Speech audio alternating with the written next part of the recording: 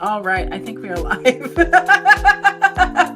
Hello, and welcome to the Collins on the Rocks podcast. I'm your host, Auntie Collins. With me today is a very festive Pluggo. You have a Chargers hat on, you have a Seattle Mariners top on, we got wrestling in the background, we got a lot going on. There's a lot going on. Multifaceted dude. I am. So, Pluggo, tell us who the fuck you are in about, 2 sentences or less. Okay, I'm a very multifaceted dude. But keep it tight. Keep it short. Don't go long. I am Pluggo. I am married to the infamous Mrs. Pluggo, as you've seen on the internet. But no, I am Pluggo. I'm a wrestling content creator on Love Wrestling, aka Between Two Beards with JPJ, who you've had on this show as well. I do all sorts of stuff in the wrestling space. That's kind of my thing. You are my fourth show of the day. I am an Iron Man today. You're my fourth wardrobe change too. I put this on specifically for you. Wow, that's incredible. I love it. I love that you put on your finest outfit last. I'm getting to the point in my collection where I can just put on things pretty much for everybody. So I'm going to tell you a secret. So my shoot job does not allow graphic tees unless it is Seattle sports related. Oh, okay. So I have purposely purchased 5 Seattle Mariners or Seahawks? No, well, I have 3 Mariner shirts, a Seahawks shirt, and a Seahawks sweatshirt. Okay. Because, hey, listen. When it comes to retail employment, if they give you an inch, you take the inch. I told this story actually at some point this week.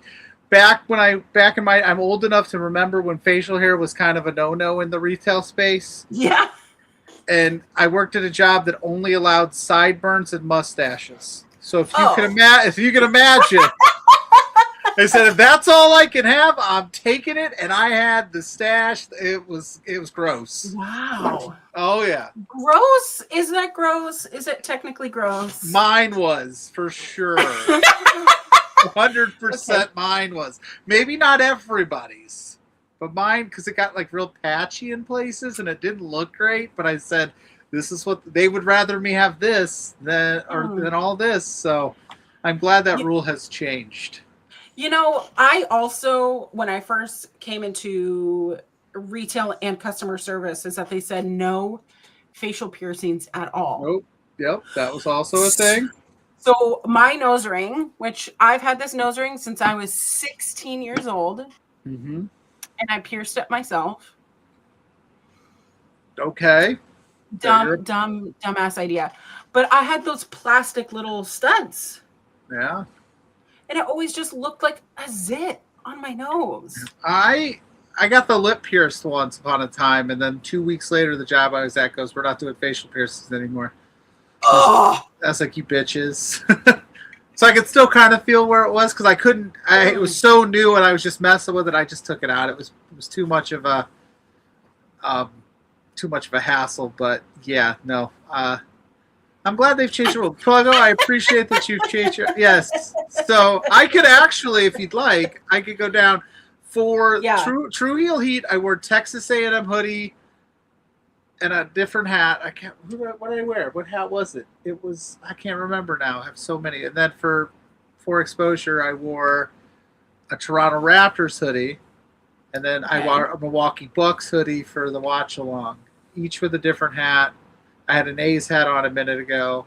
Yeah, so I have this really weird thing, and I've got to fall depending on how busy I get. If I'm super busy, I'll crank out a few videos in the same getup if I have to, if I'm on a deadline. But like, I have this thing, like, no matter what it is, I have to change. So then that way, because I just don't want people to think he wears the same thing for every video he's in.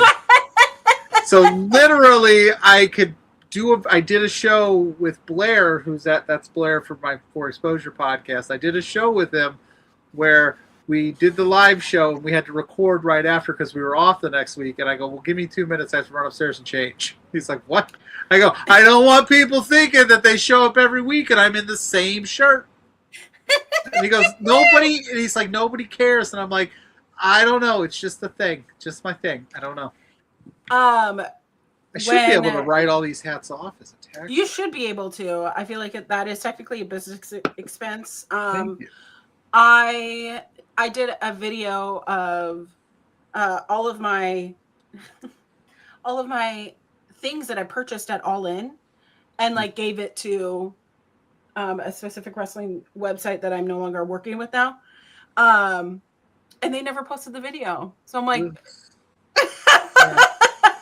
Don't you hate when that happens? Okay, I still wear them, but it's fine. It's fine. But yeah, things are funny like that. I've done it where I've worn the same shirt on the same podcasts, and you know what? It happens. But I'll tell you right now, if I wasn't I will rock the same hoodie all weekend if I'm not doing anything. Are you a pants repeater or a shirt repeater?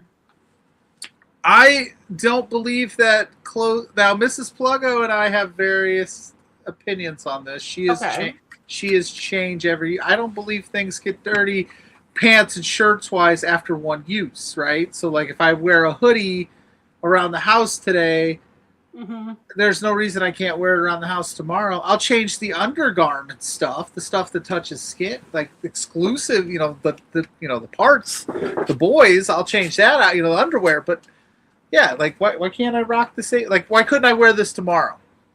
I'm only wearing it for this show right now. I don't hold the same. Are you saying that an hour in this is no longer good tomorrow? How much do you sweat? Not that much, believe it or not, for being as fat as I am. I think I'd sweat a lot. Like if I'm working all day, I'm not going to rock that. But I mean, if I'm sitting around the house being lazy, I am a sweaty Betty. Okay. So, sorry, I have a weird itch. I mentioned wearing the same clothes twice, and you're like, I'm itching. Yeah, I'm. Whatever, hygienic, I guess. Not super hygienic. It was one of those things that when I went to All In, I did not anticipate sweating that much on top of already being a sweaty person. Yeah, so I was changing a lot. But anyways, we are here. This is the Collins of the Rocks podcast. This is your happy hour on the rocks. Before we jump into it, Pluggo, what are you drinking?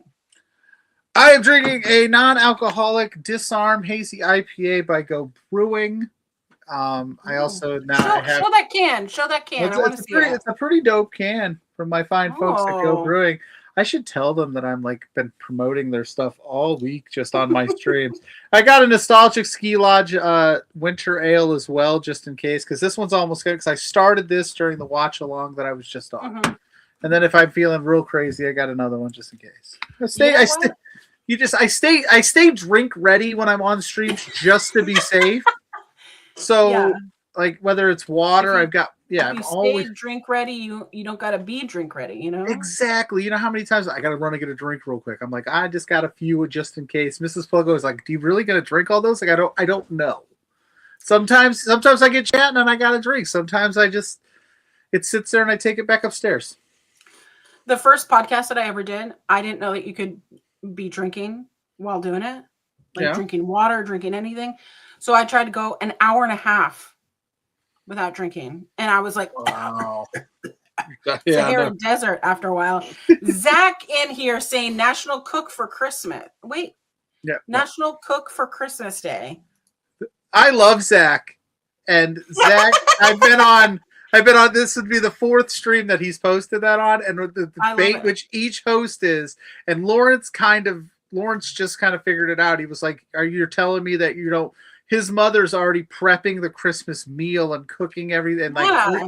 and I want to know the freezing it. history of this. Yeah, because I was like, do I cook my meal today for Christmas? It was very confusing, but yeah, I'm ready for that. That sounds good. I'm ready We for got Christmas. 19 days until I'm not Christmas ready Day. for Christmas, but I'm ready for the Christmas food. What are your family traditions, your holiday traditions? For Christmas, it depends. I come from a blended family, so my wife has a son and then I have two, and then we had Owen to tie our family together. So it all depends on where everybody's at and where they're going to be, and work schedules and things like that. So like the last couple of years, we've just really been like protecting Christmas Day, is like have the kids come over, we do gifts. A couple of them, my older two will then go to their moms for the rest of the day, but we just really just keep it tight, do gifts, maybe get Chinese food or something. Like we haven't done anything crazy because it's nice, because we also we work retail, so we have to work the next day, so it's like let's just keep it low key, keep it tight, which is fine. I don't need anything crazy and big and any spectacles. Less is more for me when it comes to that kind of stuff. You know what? It is really all about those memories. Now that it is just my husband and I, that's the kind of thing that it is. It's making your own memories, making your own Christmas traditions, and that's so beautiful. So you mentioned Mrs. Pluggo. Tell us a little bit about what your family thinks about you liking wrestling. Okay, my family or Mrs. Pluggo? I need to know both. I need to know because it's not just a sport. I mean, people come with commentary when you say, I love wrestling. Yeah. So what do the people in your life think of you? Well, so I kind of found, I guess I don't know how far back we want to go into the content side of it. I've always been a wrestling fan, right? Like when I was growing up, I remember always watching the WCW, Monday Night Wars. I was a WCW. How old you are? I am old, but I remember loving. I'm 39. I remember WCW came on an hour earlier and it was on an hour longer, so that's where I defaulted. And then I think like a lot of us, like I was just a fan as a kid. I had a good time. And then when I got older and started having kids, I was home all the time. So then I started watching more and just kind of like getting reinvested in it. JPJ's in the house. That's my guy. He's him and I same age. We got the same kind of like. Can I tell you, he is a real one by being on Twitch, because I've been trying to beef up my Twitch because I'm gunning for affiliate next year. That's we'll get you. I feel silly. I can't believe I hadn't followed you on Twitch yet. I followed you right as the show started because I was like, oh, why am I not following you? So well, that's the thing. It's like when you're following someone on one social media, you're not, you just assume you follow them on all. Yeah. So I hooked you up there on a follow. We'll get you to affiliate. We got you. That's my goal for next year. Ramp up things. I'm hoping, mental health doesn't take a. For sure. Oh, sidebar. We love you, JPJ and I. We think you're one of our absolute favorite people, and we don't think that. We know that, so we'll help you out. We'll get you hooked up on that affiliate. Thank you. I need to also share what my goals are, because that's the only way that they become real. Put them out there. Yeah. I always shoot low, so I'm never disappointed. But well, like I just want to get one new follower today. Bam! Look at me. No, it's that's lower your expectations so you're never disappointed, right? Yeah, no, for sure. But to the family part of it, my dad passed away right around 2020, right before COVID hit in 2020, and I think he would think this is the coolest shit. Like, because he was very supportive of everything, like in that space, like anything I would do before that. So he would think it's really cool. My mom digs it. She always like, where are you traveling this week when I go places? And I'm like, I'm not going anywhere. I don't go that much, but she's very cool. Everybody's very supportive of the wrestling thing. They understand it. But when it really started to ramp up into what it's become today, Mrs. Pluggo, I hadn't really she knew I was a wrestling fan when we started dating, but she didn't realize that it was going to become this. Like, how it background. how it happened, and I tell this story, and it's kind of a downer, so I won't stay downer for too long. But we were trying to have a baby, and she had a miscarriage. And how I deal with life stuff like that is I have to stay busy, right? Yeah. I just have to keep my mind going in a place that like I'm just so that way, like I'm working on something, but I'm also processing what just happened, the trauma that just happened. But I'm also like knowing that I'm not just dwelling on it. I'm also like, oh, so I was like, I tried the sports route for a while, and it's like, that's hard. Right. And it's funny. I say it now is watching 162 Cubs games a year. Like if you don't talk about it in the moment, it's nobody's talking about last week's game. Right. Wrestling is more like there's a bunch of stuff you can, however you want to do retro stuff. You want to do current stuff. So I was like, I've been really watching wrestling a little bit more as I'm, just finding more time in my day. Like, oh, let me just fire up this Facebook page and let me just put some thoughts out of the, just and not say anything. Like I didn't say anything about the wrestling, not because I was embarrassed, because I was like, if I start doing this and 6 months later I'm like, this is dumb. Like I don't want everybody to be like, what happened to that thing that you started and you were all about, and now you're not all about it anymore. Yeah. So I was one day, I'm sitting there and I'm tweeting about something wrestling. I'm just tweeting. And Mrs. Pluggo like looks over my shoulder, and instinctively I went with my phone. And she's like, what are you doing? And I was like, your secret. I was like, nothing. She's like, why are you being weird? And I go, I'm not. I'm just. She's like, what is it? And I was like, this is gonna. She's like, again, she's thinking, oh, he's cheating on me. I caught him. He's talking to some girl, and it's me tweeting about some wrestling thing. And she's like, oh no. She's like, what do you mean you're talking wrestling? And I go, I started this just random wrestling page that I don't know. And she's like, why'd you think you had to keep that from me? And I go, honestly, I don't know. I didn't want any. I just kind of like I operated better with just like not having any noise. I just did it and then just let it cards lay where they went. But I say all that to say that she has been like the biggest supporter of all this. Like she's always in the chats. She's always in the chat. She helped put all this together for me. I love it. Anytime I need to go do anything, she's like, yeah, go take it. She never says like, oh, I wouldn't do that. She's like, go do the spot, go do the show. Did 4 shows today. I'm popping in and out between everything today. She's like, no, go to Indianapolis, go to Boston, go do whatever you got to do. Like she's very supportive of the dream. And I didn't tell her about my nerd. She always jokes that I didn't tell her before we got married about it.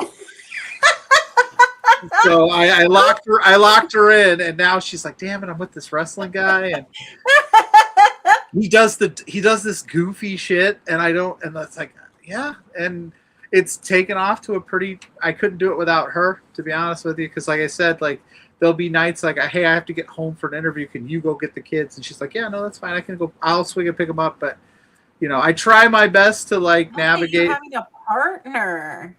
Yeah, it's crazy, and I never tell anybody I'm self-made, man. A lot of people like I wouldn't be able to do this. Like, what was it? Where was I? Oh yeah, Wednesday night I went to Dynamite after stabbing myself in the hand, which is famous. Okay. That famous. And so like she had to go get the kids, so I could just go to Dynamite, right? Like, she's awesome. What did you do to your hand? I was at work and I took a knife and jabbed myself in between my thumb and index finger. Essentially, I was trying to do something and I slipped and went like that.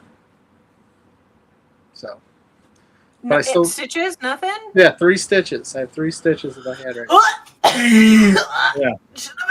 Which she, to her credit, she sat next to me while I got stitched up, got me on my way to Dynamite. She's the best, man. Like, I'm definitely not, I try to match her energy, but she's the queen, man, for real. Behind all of this is the queen, Mrs. Pluggo. Well, no, yeah, for sure. Like last year when I applied to go to the Royal Rumble with JPJ, I hadn't heard anything, but she went and messaged Spencer and was like, hey, you think he's going to get approved? And then she like bought me a new bag because I was carrying like a busted laptop bag for my first go. She's like, no, you need a better looking bag. She bought me a laptop. Like she understands it. So she's like, if that's what you want to do, like I'm all in and I will support you in the decisions that you make. And so, yeah, like she's been very cool about it. Like like I said, there was one night I ran out. I said, I got to go to Walmart and get a picture of Spencer. And she's like, what? I said, I need like a full blown picture of Spencer so I could make this Spencer love mask for a Halloween gimmick. And she's like, what? Okay, if that's what you need to do. Like she may not ever. That's what you need to do. She may not understand it, but she absolutely supports it, which is an amazing quality in her. So I match that energy and make sure that she has every book that she could ever want. Because she's a reader. So she buys me wrestling, and it works out perfectly because I'm like, honey, there's a pay-per-view today. And she's like, great, watch it because I'm going to read. And I'm like, awesome. So it works out really well.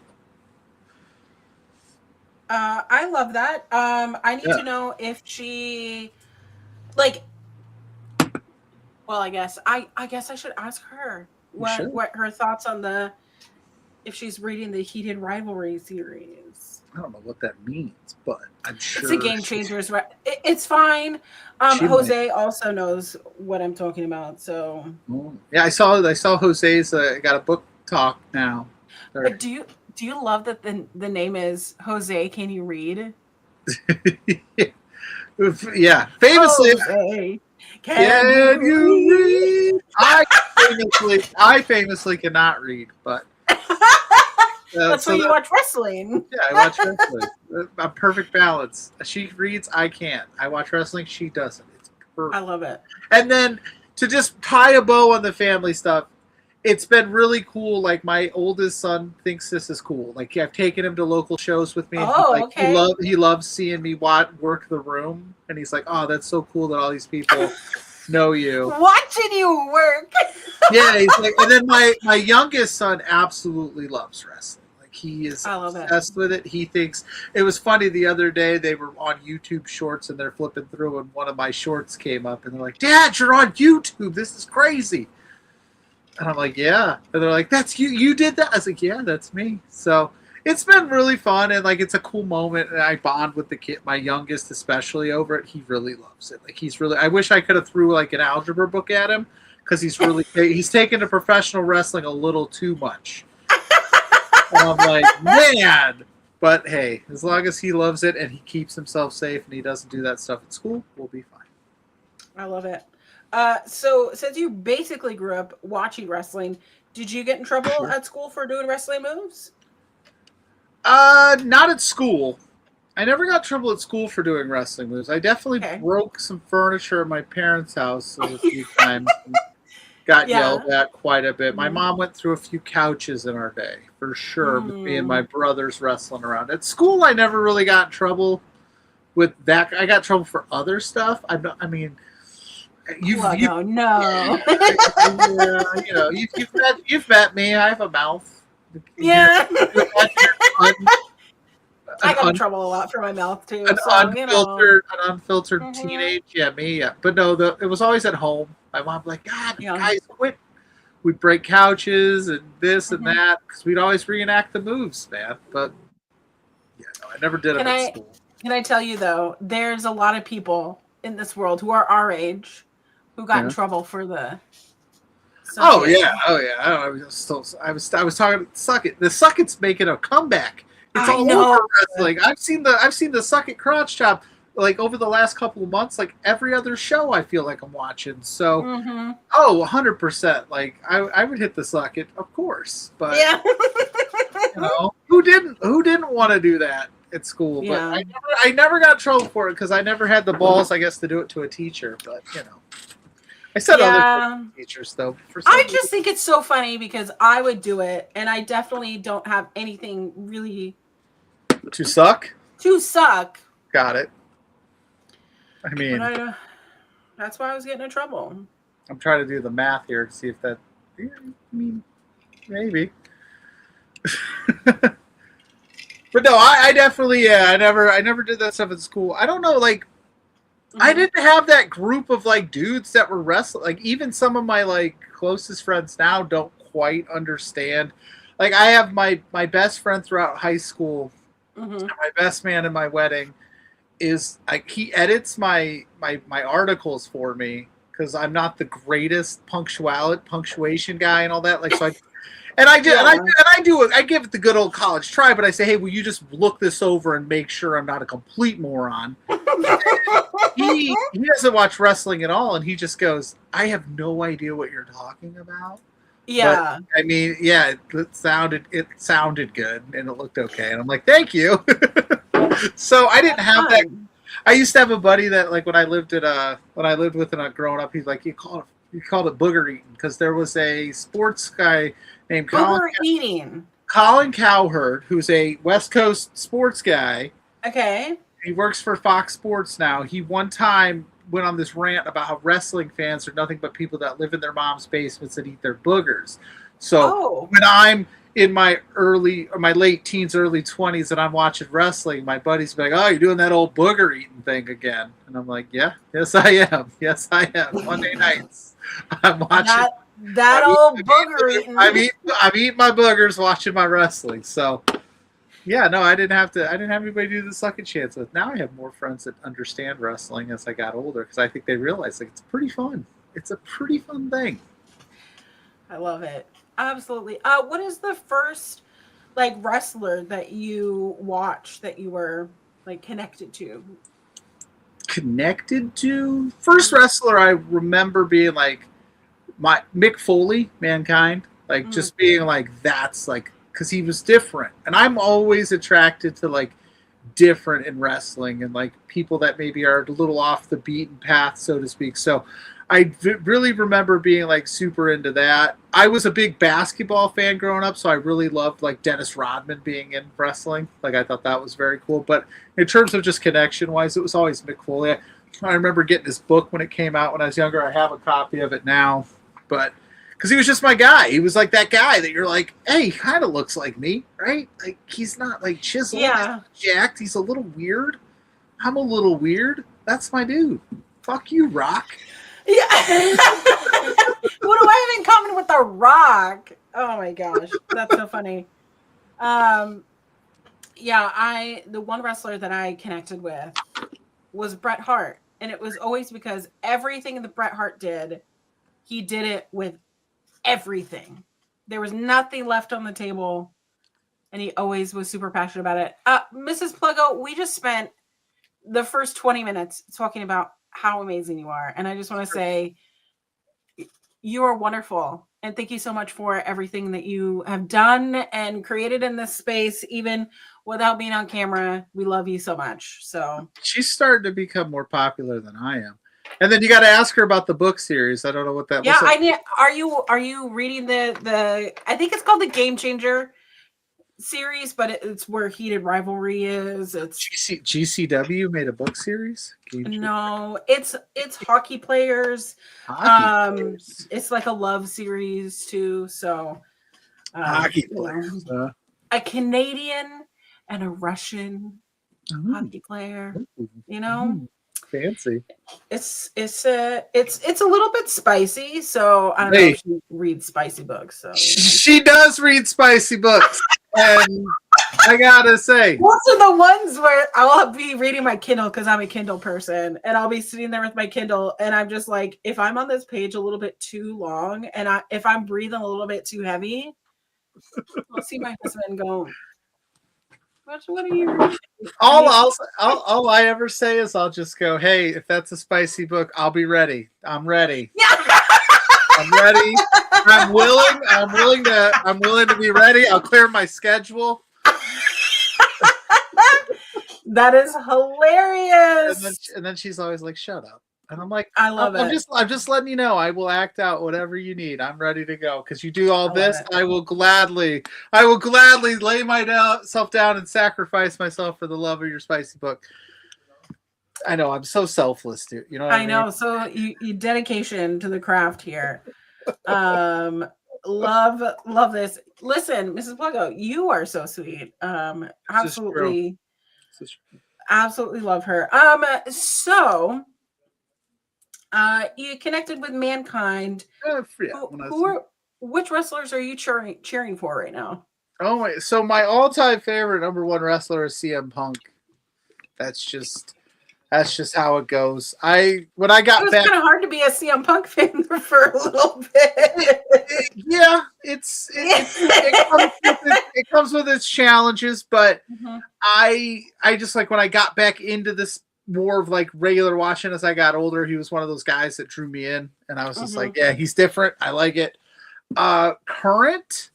That's tough. Like there's so many wrestlers that I just enjoy watching that so I don't really necessarily like if I had to. Damn, that's a tough question. You said no hard hitting questions. I didn't. Who am I rooting for? Who am I cheering Yeah. for? I mean, because for me, it's like I am only rooting for women. Yeah, and there's nothing wrong with that. I tend every to woman wrestler, except maybe like people like Tessa Blanchard or like Masha Slamovich. Like I don't give a fuck about those people, but like if I've given a reason to care, Harley Cameron, I love Chris Statlander. Like, Harley Mercedes. is so good. Harley is easily becoming. I was not like her last year at all. That's all I was talking about on on a ramble with Kimmy. Every time that she would come on, I'd be like,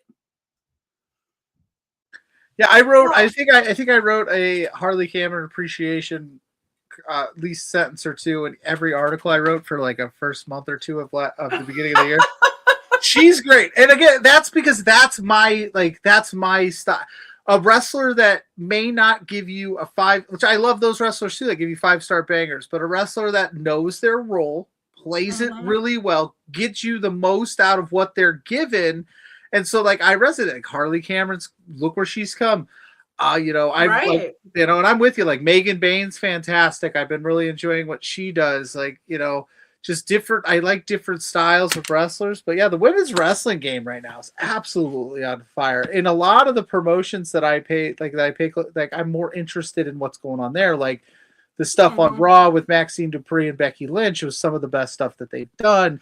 And it's like we've seen the men's stuff over and over again. Like I've already seen that, you know, happen. Not that I'm not enjoying myself, but yeah, like the women's wrestling is killing it right now. Keep it going. That's what definitely. And like it's also the thing, it doesn't stop with one promotion. It transcends through NXT. The things that the women on NXT are doing now, some of the some of the best stuff is going on with the women. WWE obviously is the mecca, so to speak, for where things are happening, and also TNA. TNA is rebuilding after losing a bunch of people. So I don't know. I'm totally into it. Also, I will never be mad at Samoa Joe. That's fair. You know who I'll never be mad at? Speaking of Samoa Joe, Hook. I was the only person at Fisher's that was cheering for Hook because that is one good-looking man. Let me tell you, JPJ and I were doing that watch along, and I go, "Why is he in the ring?" And I'm pretty sure that JPJ was like, "He's gonna turn. He's gonna turn." I'm like, "No, no." I believed he was so good. Yeah. But I've not dove into it. Yeah, you gotta jump into it. Before all this became what it is today, I just had a Team Hook sign on the back that I wrote crudely on a piece of loose leaf paper. It said Team Hook, and then I had another one that said Hi Mom, but it was always Team Hook and his majestic hair. And he's just cool because he's a vibe. He's a different vibe. He's got a different aura around him. The way I just like it. Can I tell you though? So I like the way that people like sports is how I love to watch Bravo. Okay. Okay. So there is a new show on Bravo called Next Gen NYC. So it's a bunch of Nepo babies, so to speak, navigating through their early 20s. It's kind of like, you know, a little bit interesting, a little bit like been there, done that, got the t-shirt. Yeah. But there's a girl on the show and she just starts talking about her boyfriend having a match, and I'm like, a match, and I watched, and she's fucking dating Hook, Hell yeah, lucky her. and I go, I can't even watch Bravo without wrestling. Oh, it's yeah, no. When you're like, you're just like, I got to get away from wrestling for the day, and Yeah, I use this to escape. yeah, wrestling's becoming it's becoming more mainstream. It's becoming more of a it's a phenomenon. Like, it's funny. Like, their wrestlers are everywhere all the time. Like, oh yeah, I saw CM Punk on this random thing. Did you catch it? I'm like, no, I didn't even think that they would be on that show or blah. That's cool. Hook, man, on Bravo, he'd just be like, yeah, that dress is all right. Because I assuming Project Runway is still on Bravo, right? Exactly. Is that still a thing? What? Is Project Runway still a thing? Yeah, but it's on a different network now. It's not on Bravo anymore? Mm-mm. Was it at one point? I don't know. I think it was on E, but E and Bravo are basically almost the same thing. No. Can I talk about, so you have a TikTok. No, you can't talk about, you talk about whatever you want. It's your show. I do have a TikTok. And you posted this. Yeah. Yeah. And you just are watching Claudio come out. Yeah. Like that. Yeah. What is it like to be in the presence of a Greek god? Well, at first, so I was actually, because they did, where I was sitting, they did Mox, and they did the earlier night stuff, like Pac had wrestled first, and they did it at another location where they came out. So I was like, well, they're probably just going to come out there. And then I looked over, and it's Pac and Claudio and Danny and all them and Wheeler, and I'm just like, oh shit. And I don't usually, like, I'm not usually that guy that's like, I have to record everything. I kind of like to live in the moment a little bit. But I was like, that's kind of a really cool shot. Like, I want to see him walk up. That's kind of fun. So it was cool. It was cool to be in the presence of greatness. I mean, I feel like he was in more of a presence of greatness because he was near me, but no, just kidding. Nothing close. That guy.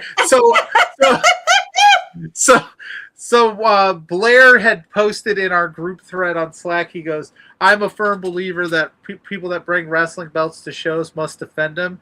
And they go, Pluggo, why didn't you go after the CMML championship? And I go, because I already stabbed myself that day. I don't feel like adding death. I don't feel like adding death to my toll there. I can tell you too, the security guard before the spot in that section was very adamant. Nobody touched the talent.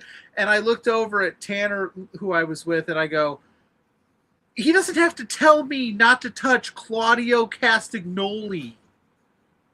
Like, he doesn't, what idiot's like, yeah, I'm going to touch this dude. Because even though he would have to hold, he would obviously he would hold restraint because he's a professional. But just the idea that he would in that moment go, fuck this guy.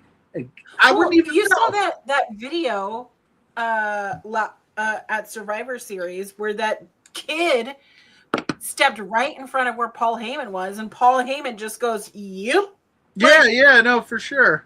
those people, I would like, because it would be my luck that I would catch Claudio on a bad day, and I just give him a pat on the back, like, go get him, bro, and he just uppercuts me, and I'm dead. Like, yeah, I'm not about that life. More people need to learn the consent of touching. For sure, 100%. That's also a thing because I have tattoos on my arm. Anytime I go to a wrestling show, I have a tattoo here. I have a tattoo on my hip. Like, people just grab me. Yeah. And I'm like, what? Yeah. This is what CM Punk is talking about when people show up at the airport. in full like seriousness. Like, yeah, don't touch the wrestlers. Don't touch anybody. Really, just don't touch anybody that doesn't want to be touched. Because what it's doing, especially in the wrestling space, if we want to keep it wrestling centric, it's driving a wedge between the good fan base, even and the kids and the wrestlers. That's why appearance fees are so high. That's why all these rules are in place. That's why they don't do all of these things. Like, because we can't help ourselves as a whole in the wrestling. We need to be better. So just don't touch them. Let them come down the ring. Let them come down the crowd. It's a cool moment. I got a really cool shot. I didn't touch the man. And he didn't uppercut me. So I'm here because I told him I was like, don't hit me, Claudio. That would hurt. I have to do Auntie Colin's show on Saturday. Please don't hit me. She would. Yeah. If I have to cancel because I can't talk, that's on you, bud. No, it would have been on me. But no, it was really cool to be able to see how they kind of production did that whole shot. Like, it was fun. It never gets old. I did offer. We had 2 seats open next to us because 2 people that were supposed to come with us couldn't make it. They canceled. And I was like, hey, Pac, hey, Danny, I got 2 seats right here. You guys can watch it. And they definitely gave me a... You jumped on a flight to Indianapolis? Heck yeah. Is there snow on the ground, can I ask? There is currently snow on the ground. Yes, it's been snowing. It snowed off and on for the last couple weeks. The problem now is it's just very cold. It's like 5 degrees right now. So the snow's not melting. That's not for me. It's not for anyone. And anybody, but can I go on a soapbox because you brought it up and I haven't had a chance to talk about it. The floor is yours. I went to you don't have to put me on the floor here. We could have a discussion. Okay. We could have a discussion. But I went to Fisher's, I went to Dynamite, I got there, got in line. It is 10 degrees outside. And the wind chill is probably closer to 0. Who are these winter I wear shorts in the winter people trying to prove? What are you trying to prove? You can't be comfortable. It's 10 degrees outside. You're like, I'm in shorts and a t-shirt standing outside for an hour in this line. God, I get cold just thinking about them. I'm like, layers, please. I would rather be all layered up and have to. Yeah, I had like a hoodie on, a pullover on, I had a shirt under. I was cold. These guys are like, I got shorts on. I'm a badass. I'm like, so that's one thing here. So like, I lived in Jersey. I've lived in New York. Like I've lived in Pennsylvania. Yeah. These are cold places that get cold during the winter. There's snow on the ground. It happens. You wear a jacket, all the layers. It happens. Sure. I'm going to tell you right now, it is 47 degrees outside. And there are people bundled up here like that. That's fair. Mrs. Pluggo is a habitual bundler. The moment it like goes below 60 degrees, people are like, they're putting on their hats, they're putting on their scarves, they're putting on their puffy jackets and their puffy boots. And I'm wearing layers. I have like a thermal under here. It's my favorite thermal, actually. Okay. But I like a short sleeve little thermal. It goes all the way down. It's very nice. I got the long socks, but I just wear like a zip-up hoodie. Okay. I just don't, like, because we had like the coldest winter, like last winter, where it was like in the -20s, and people are and like, and they're like, if you're outside for too long, your nose will fall off your face, right? And these people are just like shorts and a t-shirt, like, I'm good. I'm like, there's no way you're good. There's no way you can't run that hot. That's impossible. I don't understand it. I've never understood it. Like, I get people wearing shorts and a t-shirt here. Yeah, that's different. I never understood it there. It's just a different breed of people. Yeah, we're just a weird. Us Midwesterners are just nuts, I guess. Yeah, you also like when I look at like. Because I like watching.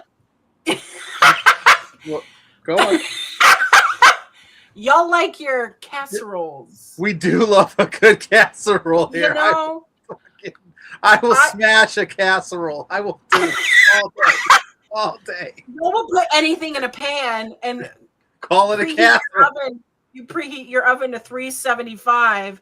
Put that in there for 40 minutes. And the funny thing about that is, those recipes are passed down from generation to generation. It is in our DNA to go, what can we put in this dish, throw in the oven, and call it a day, and then just scoop it into a bowl, and I'm good. 100%. You know, I am pro casserole. I grew up poor. I did too. Like, we had plenty of casseroles, but I've met some people in the Midwest, and I'm like, what? And everybody swears by their casserole recipe. Yeah. It is the best. This will be the best tuna casserole you've ever had. No. And you're just like, it's fine. But I listen. I'll eat it. I ain't gonna lie. I ain't too proud. No, I was saying I follow a bunch of like food bloggers, right? And like food people who post YouTube and TikToks and all the things because I'm always looking for a hack, right? Oh yeah.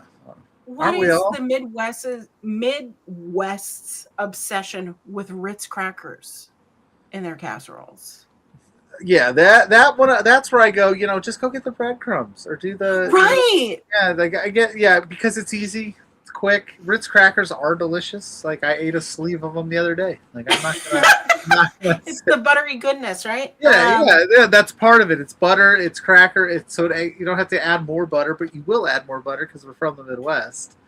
Yeah, Y'all Ritz are crackers thick. out there, or cornflakes is another one that they love to smash up some cornflakes and bread chicken with and stuff.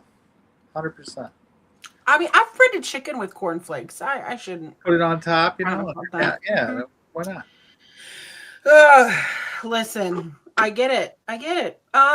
So on this episode of Collins on the Rocks, I always ask, hey, so there are lots of wrestlers from the Midwest, from Indianapolis. Sure. Name 3 wrestlers from Indiana. 3 wrestlers from Indiana, like all time. Yeah, of all time. It doesn't have to be. Oh, Mick Foley's from Indiana. Mm-hmm. Ruby Soho's from Indiana. Mm-hmm. She actually owns a board game place right down the road from me. Mm-hmm. It's pretty cool. Who's another famous one? Oh my God, there's another. Oh man, from Indiana. God damn it. I mean, there's a bunch of local guys, but I'm trying to think of somebody else big from Indiana. I know there's another one, and if I Google it, I'll feel bad because I'll be like, oh yeah, Dick the Bruiser's from Indiana. That's an old wrestler. That's old school. Dick the Bruiser. Dick the Bruiser? Yeah, dude, Dick the Bruiser. He's like an old school guy that like anytime they would do those like minor league like Clash at the Cove '96, Dick the Bruiser was always there, man. Oh my God, he looks like his name is Dick. Did you look him up? Yeah, did you? Yeah, dude. Yeah, dude. Who am I missing? Screen. If you're looking up wrestlers from Indiana, like I am as well, who did I miss? There's somebody. Oh, Terry Funk. Terry Funk is from Indiana. That's right. Bobby Heenan is from Indiana, according to this. Heenan, the Ultimate Warrior. Yes, Big Shotty Lee Johnson. Also, that's my boy. Love my boy stable. Yeah, so we got a decent little Ahmed Johnson if you really want to get into it. Yeah, we got a few people, and we're not like a super Eugene. Yeah, I was gonna say. Yeah. That's a deep cut. Yeah. Every once in a great while, Eugene will pop up on a local show poster around these parts. Yeah, every once in a while. Yeah, we don't have like a super deep wrestling like list, but we do okay. You got plenty. We do okay. Yeah. It is funny because people will go, "Oh, Washington State has a lot of wrestlers, right?" I mean, there's 3 currently in AEW. Mm-hmm. But none of them are women. What do you think that is? The Washington women's wrestling scene's not as deep here, is it not? I'm not super familiar with the Seattle scene. I got in trouble for voicing my deep concerns because we do have some really fantastic Canadian wrestlers, right? Who from British Columbia. Come down. Columbia, yeah. British Columbia. British Columbia. Nicole Matthews, absolutely stellar. Oh, yeah. Liza Hall, Bambi Hall. Like these are fantastic wrestlers. I mean, technically Sue Young is from the greater Seattle area. Yeah, she made her return on Friday night. She beat up Rob Shit. Mm-hmm. Who I was like, who the hell is Rob Shit?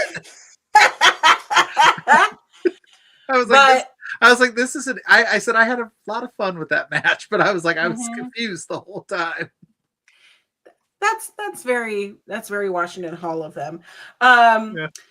but it's the thing that in the midst of this great insurgence of fantastic women's wrestlers, we still get people who go, no intergender matches. Sorry. Yeah, you get that a lot too.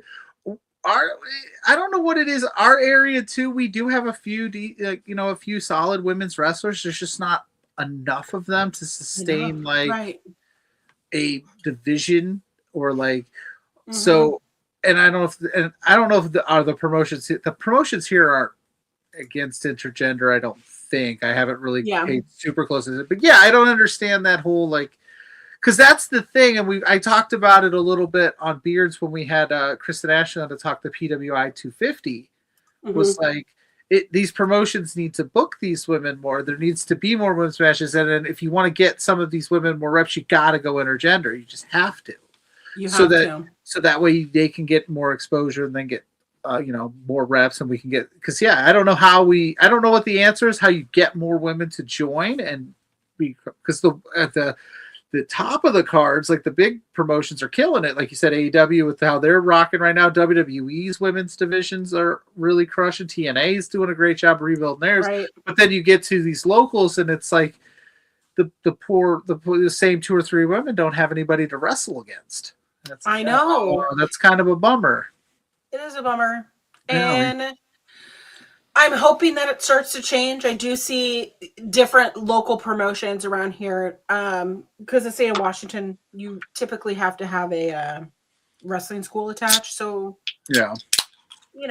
still seeing that being talked about, still seeing people talk about that. But I just want more, right? Mm-hmm. I just want I to think get more. we all do. I think we all do, and I don't think that's those people that are like, "What more do you mean?" How just you can tell when a promotion puts in the effort in their women's division. You can tell when they care about it, when they're cultivating it. Absolutely. Is there a right answer on it needs to be a 50-50 split the men? That is not a question that I can tell when I watch a product and I go, it's 3 hours into the show and there's not one women's segment, and you go, that's not right. So I'm with you. I think we like need it. more women's wrestling. 100%. Well, speaking of good and bad things, Uh-oh. you watch WWE product, you've watched AW Sure. product, you've watched TNA. Mm-hmm. Name one thing each promotion does really well. Okay. All right. Jeez, these are tough. No. WWE for everything that you're saying right now, like they do a good job presenting their product. Like they do are they the best shows I've ever seen? No, but they do a good job with them. The production value's off the charts. The women's division right now is absolutely cooking. Like what we saw on Monday night with Asuka, Charlotte, Kyrie, the tag division as a whole was really well done. They do have a tendency to shoot themselves in the foot though with the goofy finishes where you're like, just let it play out, let somebody win. But I don't dislike WWE's product. I just wish they would they play it safe, and it's almost to a fault. But if they swung a little harder, if they flip that switch, they got the talent. They make stars. Like look at what they've done with Cody Rhodes and CM Punk, which granted are big names, but man. And then the stuff they did with Maxine and Becky, it's great.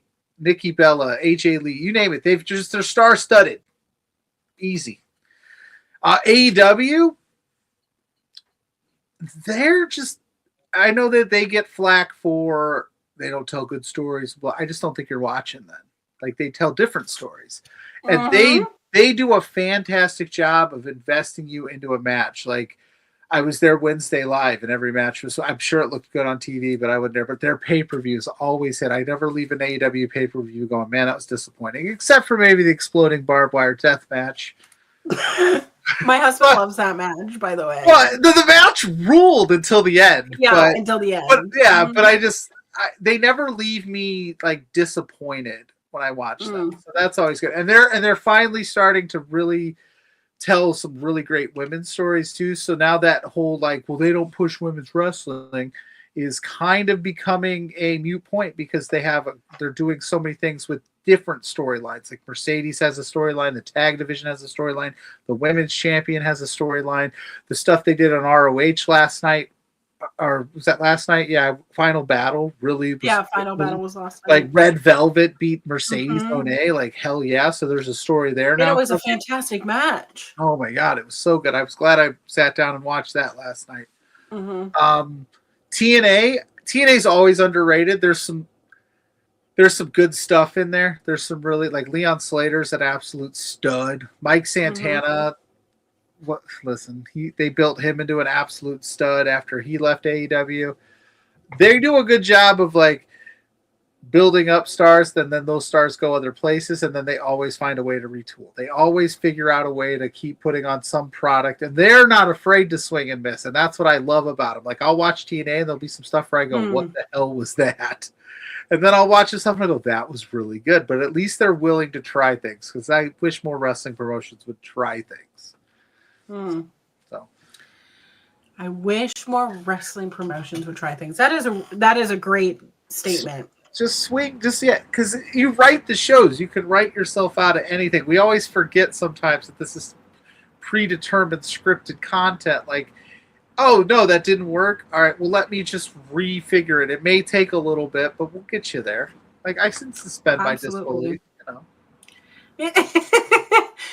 What is the greatest wrestling love story of all time? Me and Mrs. Pluggo. That's all we need to do with this show. Goodbye. Me and Mrs. Pluggo. Yeah. Watch me cry. Okay. Yeah, me and Mrs. Pluggo. Absolutely. I love that. But on greatest wrestling love story. I'm sure JPJ said Macho Man and Miss Elizabeth. I guarantee. We talked about Macho Man. I was going to say, I guarantee he said that. That was a little before my time in it, so I'm trying to think. Triple H and Stephanie?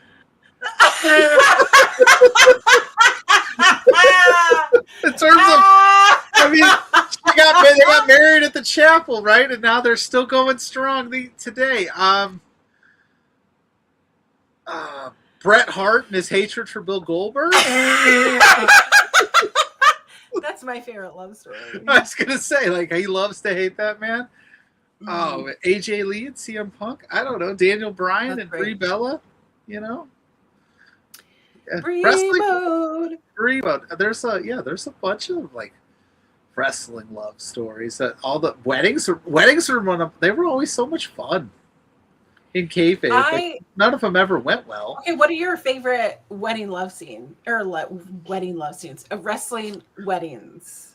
I mean, obviously the test one where like Triple H, because that was like, again, is that gonna fly today? Absolutely not. But absolutely not. Absolutely not.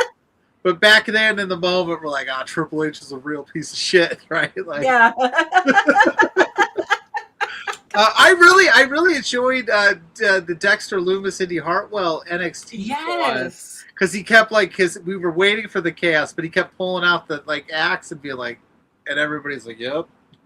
So that one was fun. Daniel Bryan, AJ Lee stuff, the one with Bishop, they're all funny to me. Like, I'm like, it's wrestling, guys. It's supposed to be goofy. Like, it is what it is. I like goofy shit. Like, I just do. Yeah.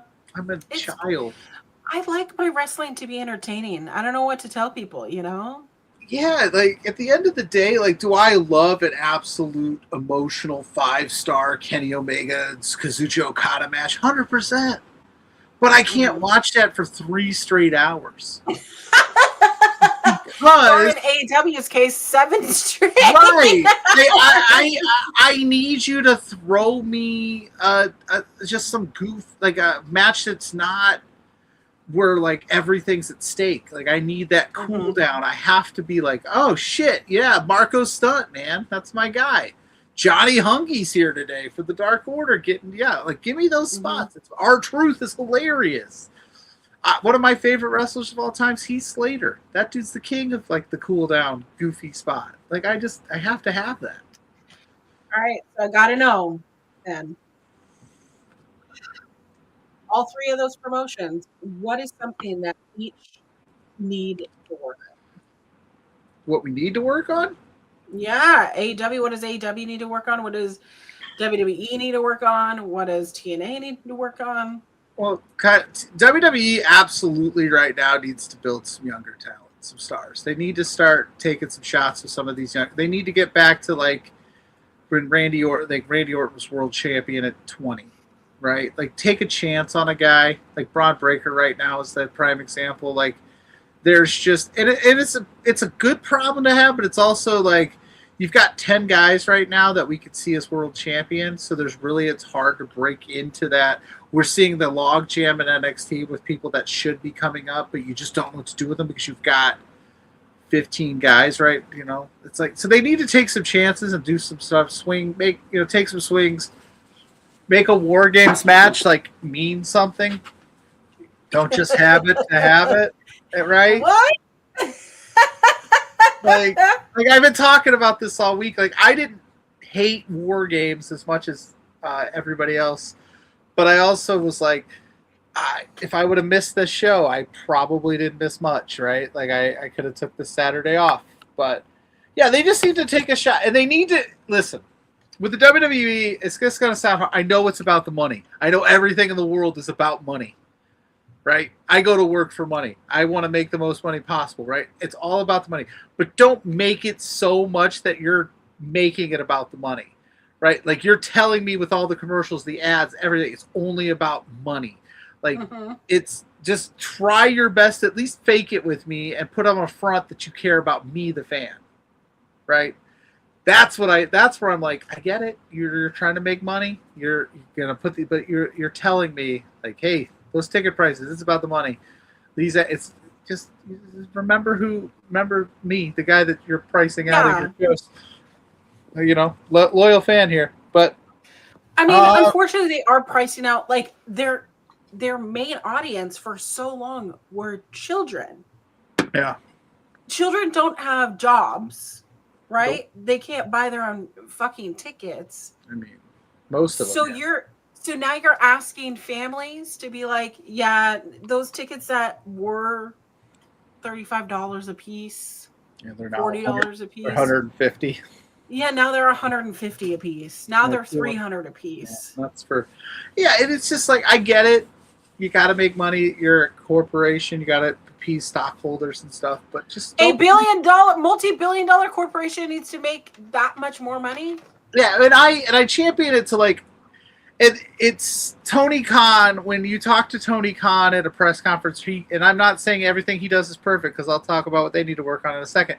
But he immediately talks about like, did you see that match with Mox and Claudio? Did you see that women's tag match? Did you see what we did tonight? And the first things that Trips is talking about is like, we had record profits, we had a record gate, blah, blah, blah. It's like, get back to talk about the cool shit and then be like, yeah, we also made some money tonight. Like it's different vibes, but I just need him to swing a little bit better, swing a little harder, make a little different, like, give me some new. Give me something new.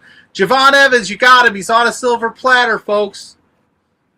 There. Don't make him, like Mark Henry said, he's not going to be champion until he's 35. He's 21, and I don't know if Mark said it in jest, but I saw the headline, and you're not that wrong, Mark. They're going to make him go through a war of attrition before he becomes that dude's ready. We all love him. He's 21. Who cares what age he is? He's killing it. He gives me like Randy Orton vibes. Yeah. And we strapped Randy Orton. Yeah, we did. Do it.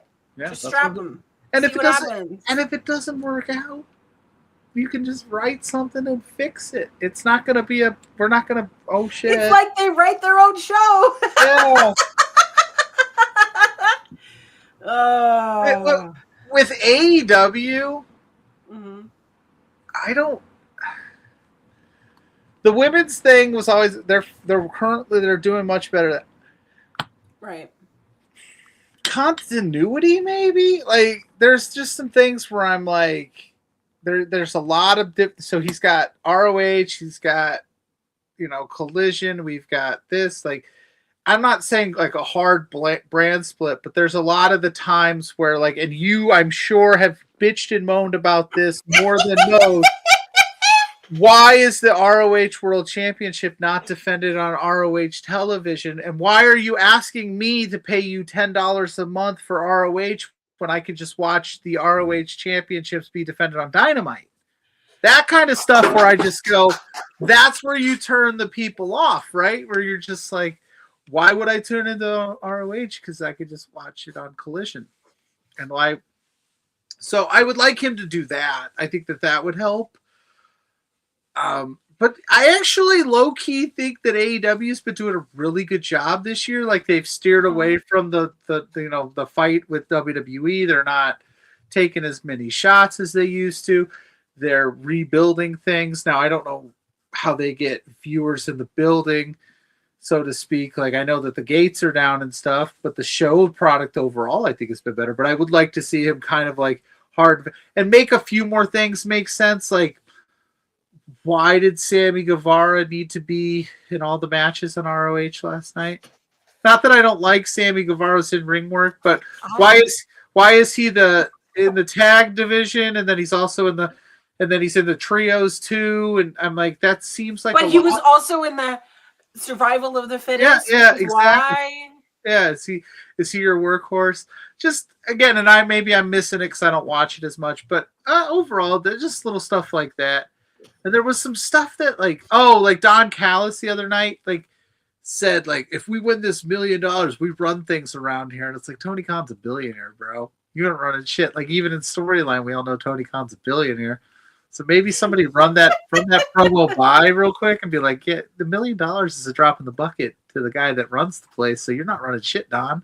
No, overall, I just think, just a little bit more continuity. And I think that they'll be making some moves. They did, I don't know how you can't be mad at Samoa Joe, but that was a really interesting decision, right? To pull the plug on That was so interesting. I definitely did not see that coming. I definitely saw Swerve returning. Oh, yeah. Did not see that coming. I thought that MJF would return before we would see. Do we have too many? Do you think they have too many belts? Yeah. Okay. Don't even get me started talking about why did we unify these belts? Yeah. For them not to yeah. It doesn't matter now. And why did we spend all that time unifying the belts? And then Don's like Kenny Omega and Okada, but it's not. It doesn't. They're not unified at the end of the C2. Yeah. No, I don't. Yeah, no, that little stuff like that. If he tightened those screws up, because he does tell storylines. There are intriguing things, but there are little things like that aren't making sense. Or why is this champion in the C2, but this champion's not? Like, why are you? Why? Where's Kyle O'Reilly in the C2 after a hell of an match? He might be hurt. Explain that stuff to me on TV, so that I don't forget about these guys that you had these moments with. Like, do that, please. And then TNA, I don't really know. Because, I watch TNA. Because they do counter program us with beards. Mm-hmm. Don't do TNA things. Don't be TNA.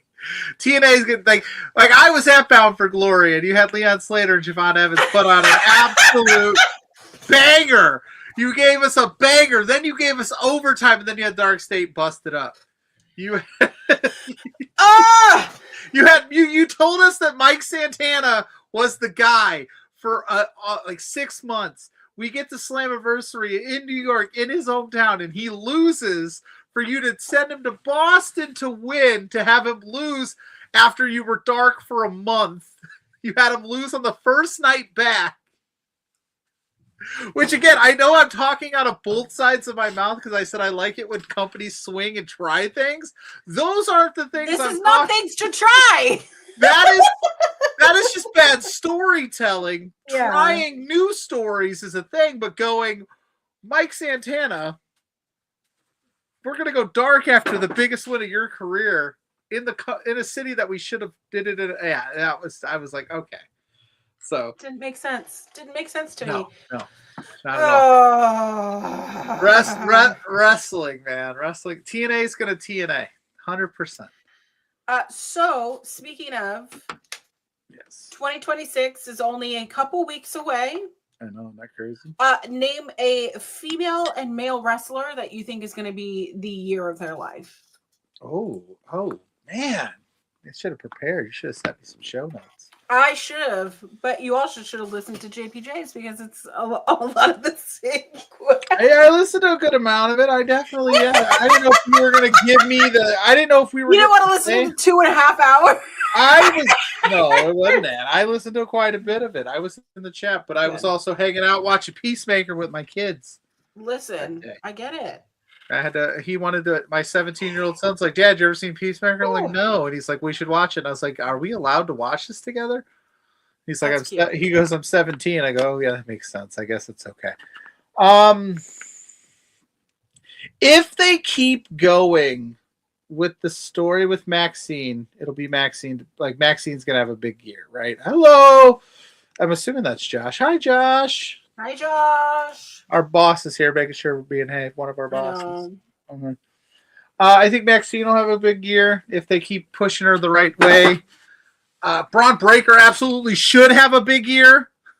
I've been championing his name all day today. So that would be a guy from the WWE side of things.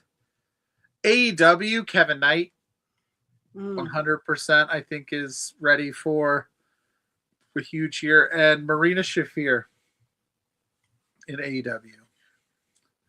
Because I think she's underrated at what she can do. I don't think people watch her a lot on the indies. She definitely wrestles a lot for Defy on your neck of the woods, and every match I watch is usually really good. I think they're positioning her to finally break out with this tournament where maybe we'll see some title for her. So she might have the year of her life in terms of that. Those are just bigger names that I think of. I'm trying to think of some like indie names. I do like a little indie wrestling. There's a lot of shifting going on right now in the indie world. I mean, GCW's champion Effie. I know. Atticus Cooper, which what'd you call him? Cooper? Is that not how you say it? Kogar. Atticus Kogar, who I find absolutely fascinating, but not at the hanging with Mr. Cooper. Yeah, Atticus Cooper. Oh man, that's a show. Hanging with Mr. Cooper. That's a show. Listen, I just watched it the other day. I find Atticus Kogar to be absolutely fantastic and interesting, but not at the expense of Effie. I was not expecting that to happen. Effie is fine though. Effie is fine. Yeah, of course he is. He'll be fine. Yeah, the independent scene is shifting a little bit with all of because they had that, the WWE the ID program. The ID program has shifted. Then we had a lot of talent get released early in the year who have made their ways, but then we've had a few signed. Like they're in a bit of a transitional period right now, but there's still a lot of good stuff on there. Like I mean, you name it. If you name a promotion, there's probably somebody there that's close. I mean, Marcus Mathers and GCW just had a really good match this week. There's a show that starts it started 20 minutes ago. GCW's Priscilla Kelly's on it. She's doing a great job on the indies. I've been really having fun. Absolutely. Kelly. I will say though, that match she had with Effie, I don't know if I could watch that with my kids. I had to be like, I gotta watch that one. I don't know if I can watch that by myself. I was like, hey, is this wrestling? Or this would be the moment Mrs. Pluggo walks in and she's like, I will tell you, the first time Mrs. Pluggo ever discovered Effie, I was watching. Now you'll appreciate this. I was watching GCW's 4th of July like backyard show. Okay, so it's supposed to look like that. That's they're kind of making fun of backyard wrestling. Yeah. And she's like, who's the guy with daddy on his ass? And I was like, it's Effie. And she's like, you need a pair of those shorts, honey. And I was like, okay. Yeah, you should get some. She goes, "How far down this rabbit hole have you fallen that you're watching this? Is this supposed to be like this?" And I go, "Yeah, that's kind of the vibe. They all come out and they do backyard stuff." There's like, "Yeah, I'm watching it for." She's like, "Okay, this is what we're getting into here?" So yeah, she's a fan of Effie for sure. And then I told her I got to interview Effie with JPJ, and she's like, "Oh, really? I Yeah." love that. So I it love it. all worked out. So one of Mrs. Pluggo's faves. Um, Looking at 2025 retrospectively, what's something that you wanted, that you're proud of that you did this year, that you highlighted this year? And then what are you going to do next year? Oh man, 2025 was a. Every year since I've been in this space, I look back at each year and I go, man, how am I going to top that? Like that was a great Yeah. year, and then somehow by some merit, I top it every single year so far. So I've still been able to. I was really proud of the work JPJ and I did at Royal Rumble. That was awesome. We got to do some really fun stuff there. I mean, we worked that weekend. We did all sorts. It was exhausting, but we pulled it off. I was, and then getting to go to Boston to meet JPJ, that was really cool, and do the Bound for Glory thing. That's the furthest I've ever traveled, I think, out by myself, maybe. I think in Florida, I've been to Florida, so maybe it's close. I don't know geometry or geographically or whatever. Whatever word. Listen, JPJ. I'm no scientist. You're no scientist. Okay. Okay.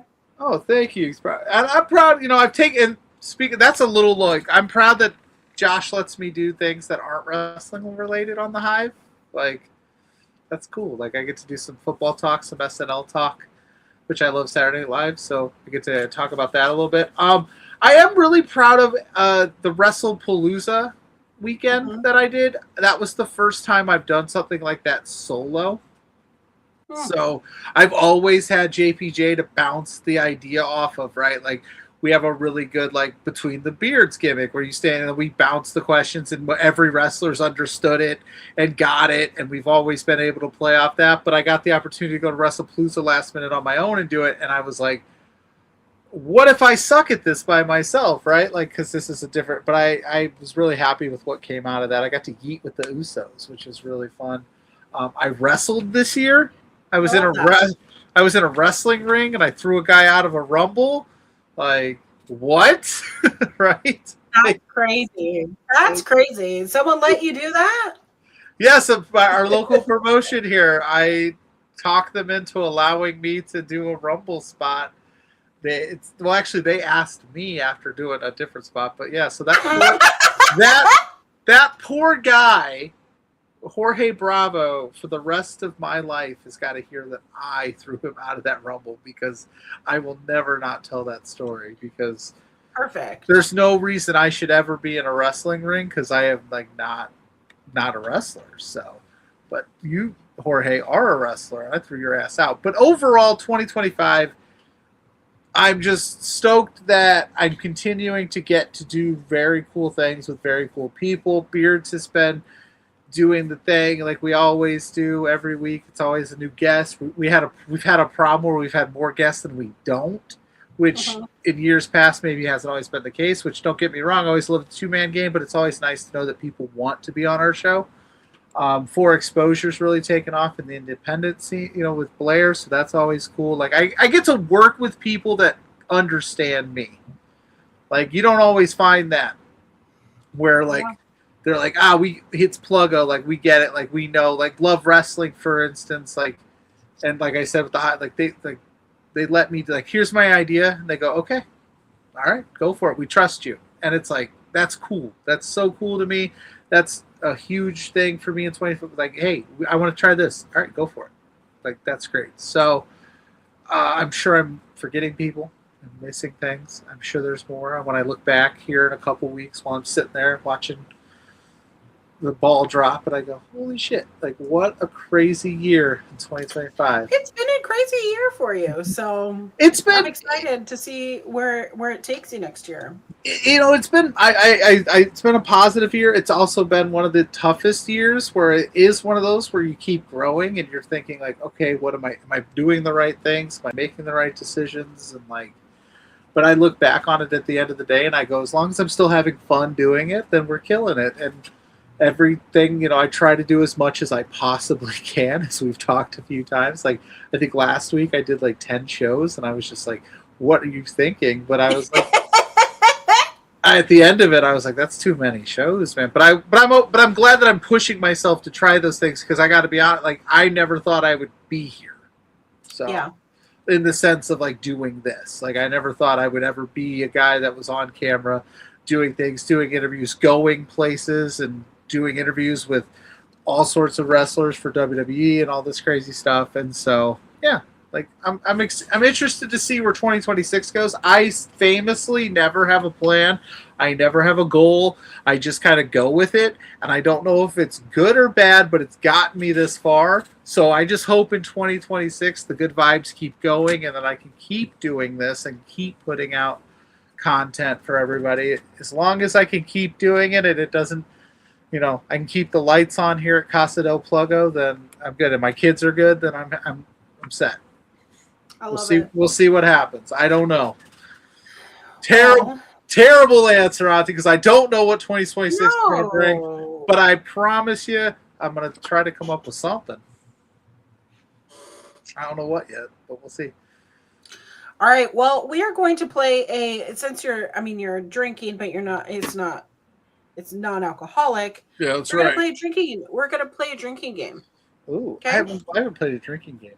Okay, so this is my drunk deck, and we're going to go back and forth, and you're either, if you do the thing, then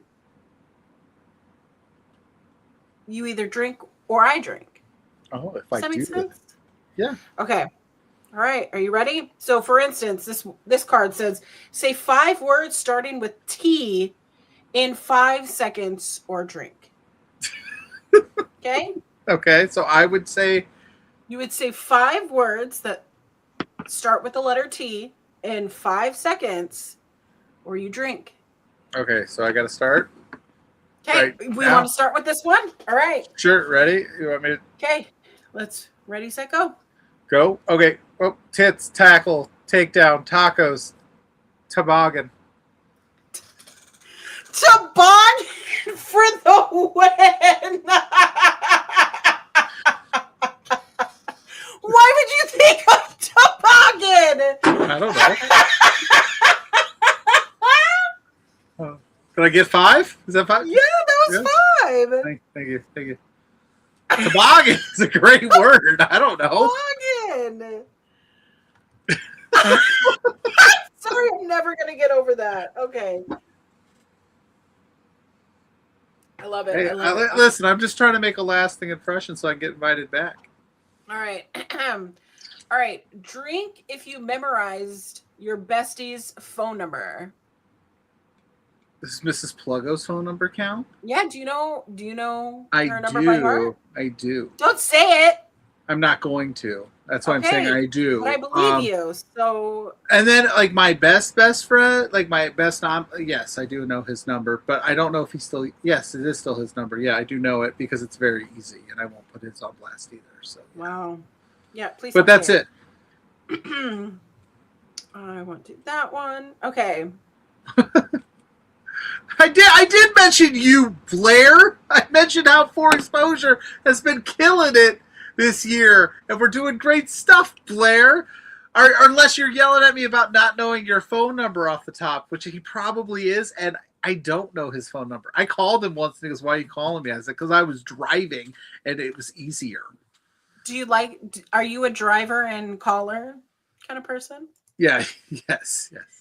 Eating dry cereal? So this afternoon I was like, can you just eat dry cereal? And he's like, yeah, I just grab it and eat it. And I go, I said the roof of his mouth must look like Matt Tremont's forehead. And he did not appreciate that I judged his dry cereal. I said, I need milk. We need lubrication. But yeah, no, I love Blair. He's the best. Blair's definitely a guy that 1,000% like puts up with me and I don't know why. Okay, we're just If going. we vibe. Dry Fruit Okay, I Loops. do love Fruit Loops. Don't get me wrong. I but- don't listen. I've never gone to the pantry and go, I just got to stick my hand in this box of cereal and take a pull. Right? I'm like, just go get me a bowl and I'll smash it that way. Sometimes it's just raw dog cereal. Good Lord. Ooh! savages, man. Savage. Josh Oh and my God. Blair just like, I ain't living. I mean, fair. Listen, to each their own, man. To each their All right. own. Drink if you've tried cat food or dog food.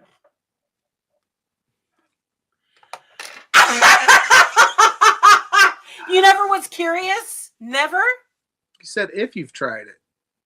Oh, if you've tried. Oh, so Yeah. you were curious. Yeah.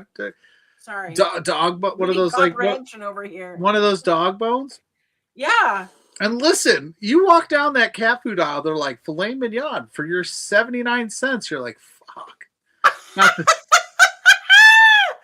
So, listen, I won't raw dog dry cereal, but I've eaten one of those dog biscuits before. So, there's I often am on Reddit, like, you know, today I fucked up kind of stories or whatever. Yeah. And one of them was like, today I fucked up because I bought a bunch of food that I thought was like human food because it was on sale and it had Rachel Ray's name on it. Yeah. And it was it was like 72 cents a can. And guess what? It was dog food. Yep. I've seen those. Yeah, no, that, yeah. Oof. I never, never. I wouldn't do that. I mean, I guess everybody has their price. But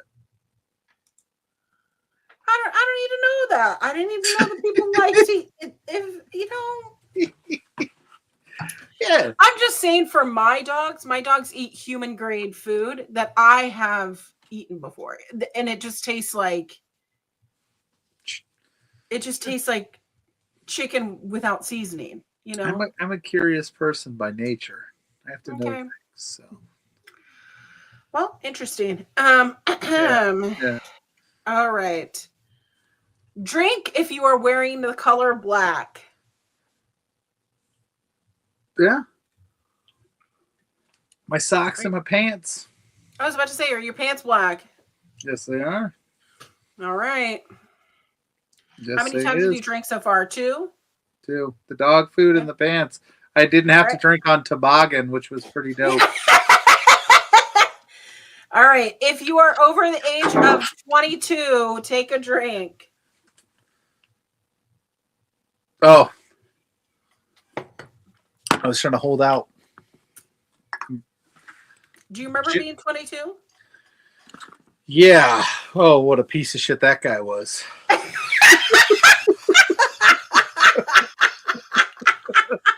Listen, I would not hang out with 22-year-old Pluggo ever. That guy sucked. Oh my God. That guy sucked. I'm going to tell you something. So I went to a Christian college, right? Yeah. And I went to the Christian college because I got a basketball scholarship. And also my parents found out that I was not straight. So they thought this will cure me. Well, yeah. But I'm on a women's basketball team. Oh, yeah. That's interesting. Yeah, like there I would were never no think straight people on our basketball team at all. No, of course, women's sports is traditional. Yeah. So your parents probably like, well, she's playing basketball, right? They're like, oh, yeah. Yeah. Josh said you were cured. Yeah, I was cured. Except cured. my girlfriend was not. She was not cured, and no, heavily influenced by the devil over there. Okay, but I mentioned that because at 22 was the first time I ever had like a male inkling of a relationship. No. I should have never dipped my toes because 16 seconds. 16 seconds. That's a long time from where what I've heard. That's a long time. That's a marathon, man. Hell yeah. It was the intro of Wonderwall, which was what was playing. Hell yeah. Good for that guy. 100%. My dude. Marathon. Oh my gosh, you weren't gay, but your girlfriend was. This is hilarious. All right. Okay. Whew, we only got a couple more cards here. All right. Show the last 5 photos on your phone or drink. Oh, this I'm not worried about. You're gonna think I'm weird, but sure. It's not. Well, to be fair, I was live tweeting NXT Deadline, so most of them are probably that. Yeah. Okay. How about this? I'll pass over the deadline stuff because I was working. The last 5 photos, and this is 100% shoot, is Mrs. Pluggo working with there's Obafemi. Oh. doing homework with Oliver. I love this so much. She's a big champion of like take the photo. Mm-hmm. So I picked up on that kind of early on in our relationship because she always takes photos of everything. And she was like, I don't have a lot of photos of me because I'm always the one taking the photos. So I start sneaking the photos.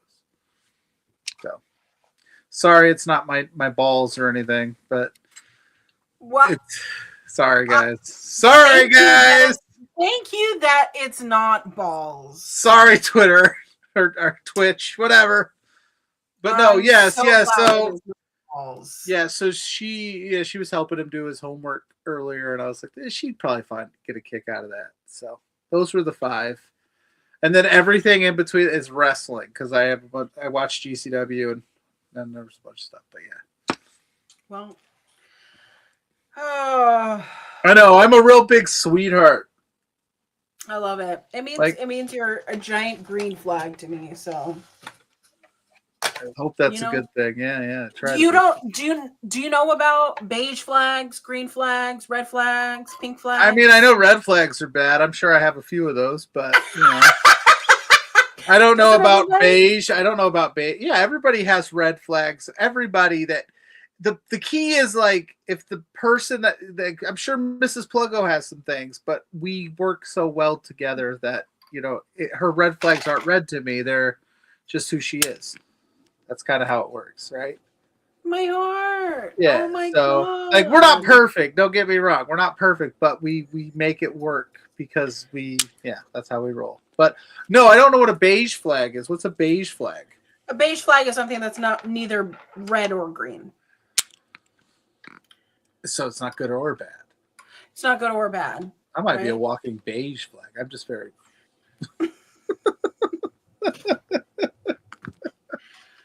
So, because like some people could be like, oh, like this person shows up to work all the time. They may be late sometimes, but they might be early. So that could be just a beige flag that like that's me. It's not a bad or a good thing. What's a pink flag then? Something that's not as bad. So it's like a red flag would be like, oh, they steal, they're a felon, they are hiding a secret family, they, some people they get, if they do hardcore drugs. Got it. Okay. But so the flags are in the eye of the beholder. Right. So like a pink flag would be like me where I'm chronically late. Some people could think that that's a red flag. Yeah. But I have what's called time blindness. I heard that and I was like, damn. First time I heard somebody say they had time blindness and they were trying to tell their employer that's why they were late. I was like, damn, that's good. Like, well, see, man. I can't say it like my husband because he's on CP time. Yes. I'm not allowed to say things like that. I'm not allowed to say those things. Yeah, no, we can't say But this. he's Hispanic, you know. They have their own CP time, so you know. I just have like I can tell you I don't know how many times I've been late, only by a couple minutes. I'm always like a couple minutes like within the grace period late. Right. But it's because I sat down after I got ready for work and scrolled like some random TikTok and I was like, did I really need to see this scene from Remember the Titans for the 900th time? I know how the movie ends, but I'm like, oh, this is great. I'm like, oh shit, I gotta leave. But yeah. But like there are some people like that are so time blind that they disregard other people's things. I've never done that. No, you know, there way. are people who are like, oh, it's fine if I show up 2 hours late. No. No, I'm always habitually like early. Like there was one baseball game this season because I coach my kids' little league team where I was the last person there, and they thought something happened. They were like, "What's wrong with you?" And I was like, it was like an hour and a half from work, and I was like, I had to leave work late. I hustled here. We're here. But they were like, "You're always like the first one here," and I'm like, "Yeah, I know. Today was not my day." So. I try to be when it comes to other people's stuff. When it's other people that I like, the kids or something, or Mrs. Pluggo, I make sure I try to be as on time as possible. When it comes to me, I'm like, whatever. If it's like if I know, because like for instance, my dad was in the Navy, right? He spent almost 30 years in the Navy. So if you are early, you're on time. If you're on time, you're late. And if you're late, don't show up. So like I know, like I can gear towards the company that I keep. Like I'm just going to be on time, but I also have like ADHD, so it's like a little bit of the ism with ADHD, where like if I have something planned and it's not until like 2 or 3 p.m., my entire morning is shot. I don't know how to. I don't know how to function in that either. Yeah. I don't know how to like. Okay, I have something at this time. It is at this time. I can't do anything else. Because if I try to do anything else during the day, it throws you off. I get so like off kilter. I get weird like when I have to go somewhere. Like if I'm going, like when I went to Dynamite or when I went to Boston or if I'm traveling, like I'm like I want to get there early, so I give myself time to figure it out. Especially if I'm going somewhere I've never been, I'll get there early. Yeah. Or a lead up, like Mrs. Pluggo could attest to it. Like the lead up to these things, I'm like walking around the house, like checking everything 100 times. She's like, you're fine, you're good. Like, why are you? I'm like, I don't know. I get really in my own head about these. I'm like, I'm gonna go to Chicago today. Like, I don't know. Do I have enough? Do I have the right stuff? I get really weird about it. Then I'm like, I got to get there early. She's like, you have plenty of time. I'm like, nope, I'm going to leave early. She's like, why? I go, I don't know. I'd rather sit at an airport for an extra few hours and be on time than get there 5 minutes before I'm supposed to be and being like, oh, shit. So yeah. I get in trouble is when I go, okay, I have to, like, I can only segment off this much because, you know, if I stack too many events, what if one goes over, one doesn't start till later, then you have to complete it and then it makes everything else domino. Yeah. So yeah, when I went to Indy to do the Palooza run, I got down there like 3 hours early and mapped out where I needed to go and did everything so I knew exactly kind of where I needed to be when I needed to be there. And it was just like, why? I was like, why did you do? And then I ended up finding something to do, but I was just like, you didn't need to get down here this early. But you never know. I always like to never know. I try to be. All right, we have just a couple more. Oh yeah. All right. Are you ready? Always. Oh, I can't do that one. It says drink if you've thought about starting a YouTube channel. No. I mean, I've thought about it. Did I do it? Maybe. Kinda. This one says, drink if you've ever had a crush on Justin Bieber. Okay. I'm only going to drink because people thought I did when I was in my... So I was... What? So, all right, hold on.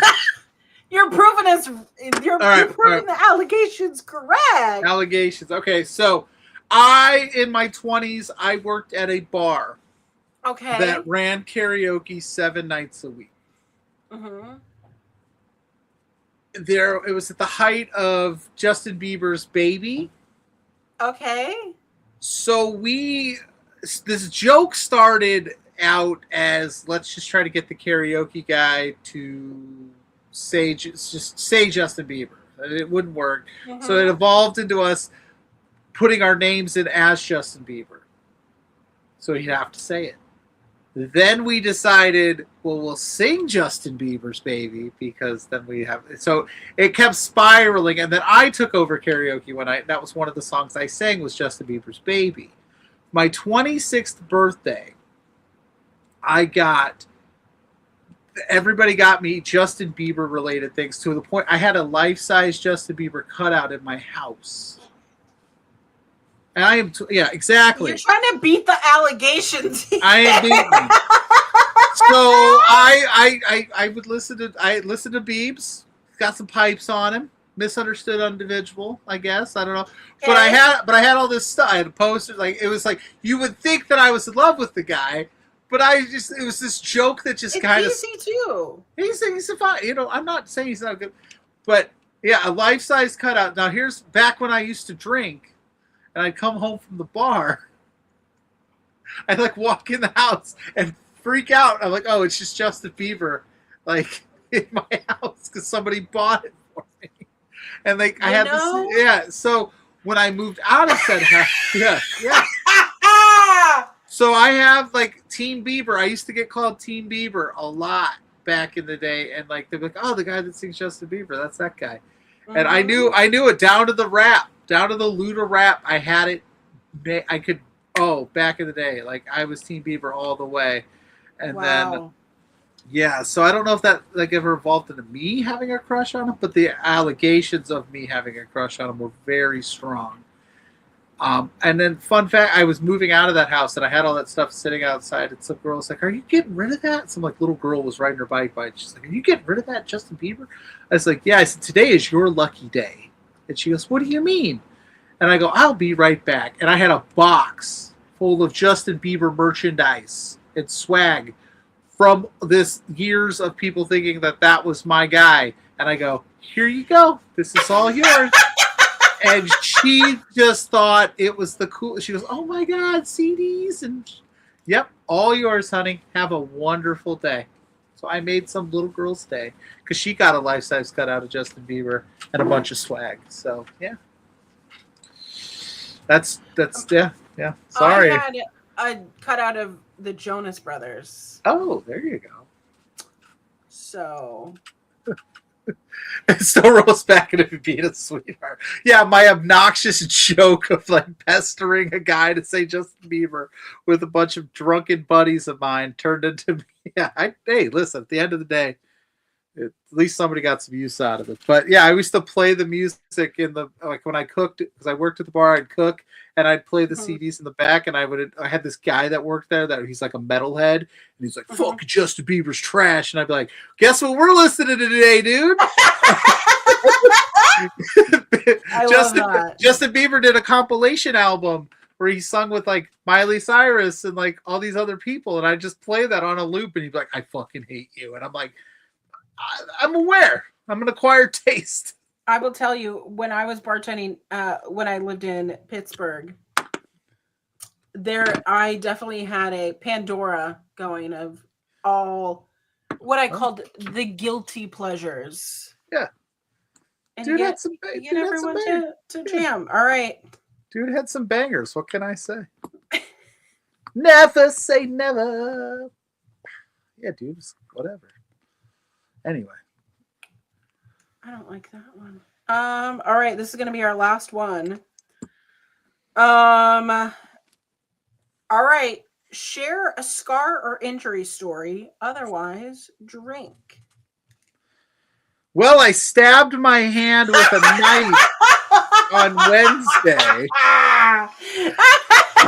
So I took this multi-tool essentially pocket knife that was sharper than I'll get out because it's brand new, and I jammed it into my hand, and bled out all over my work floor.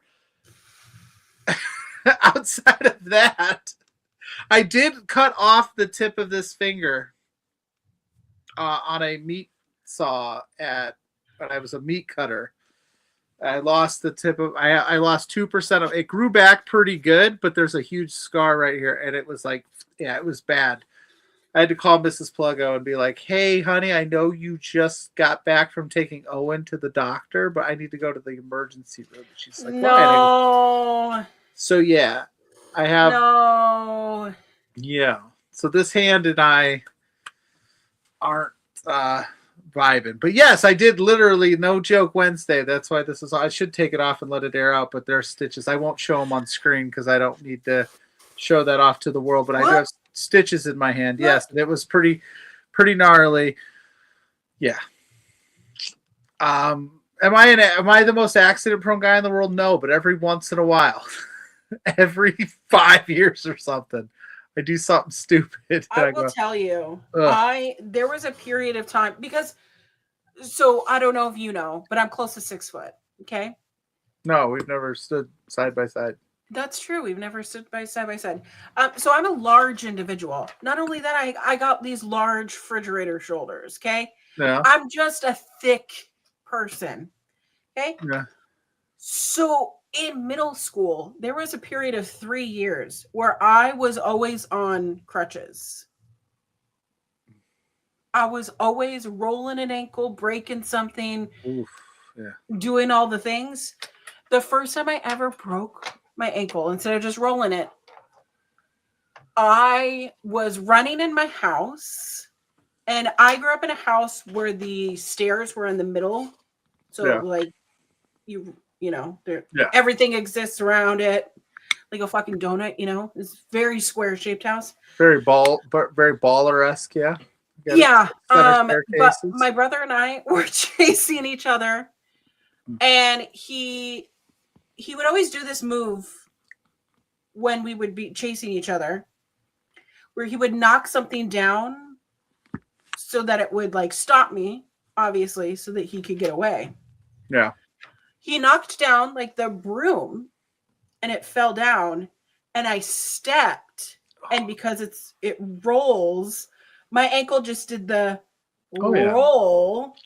Yeah. Not bad ankles, I get that. Oh. And I fell, and my foot was like this. And I'm in 8th grade, and I'm like screaming in pain. Yeah.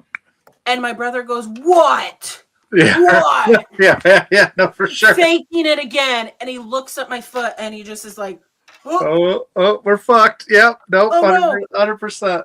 And then my mom had this old Volkswagen, and you could just hear it puttering down the road. And it's like, oh no, mom's coming home. And my mom comes home, and I'm just like grabbing my ankle. We go off to the Navy hospital, who know me. They're doing x-rays, and I broke my foot like this part across. It just They were like, "So what were you doing?" Running around. I fell over a broom. Yep. Oh yeah. No, I had to make one time I rolled my ankle, went to the ER, and the guy was like, "When did you break your ankle?" And I go, "Never." He goes, "That's not what this bump here indicates." Yeah. And I go, "Well, then I had no idea it healed on its own." No, I like Josh's comment. Yeah, did I buy Mrs. Pluggo flowers for the inconvenience? No, not at the finger incident. In those moments, though, she is an absolute, like, she's too nice. I'm like, I'm good, I'm fine. She's gets so worried about me, and I just go, I'm okay. It sucked. It was the worst experience, finger like injury wise I've ever had. But I was like, she's a saint. So I should probably just buy her flowers retroactively. But you should. I'll save that for next time I screw up. Well, so that is our truth or drink, I guess, or do the things and drink. Do the things or drink, and I'm like, I've done all the things. Well, I tried to play it with JPJ. What is it? I forget what the game is called. My brain is somewhere else. Never Have I Ever. And he's And like, I I get it. realize it's fine that I can't think of anything because I'm 37. Yeah.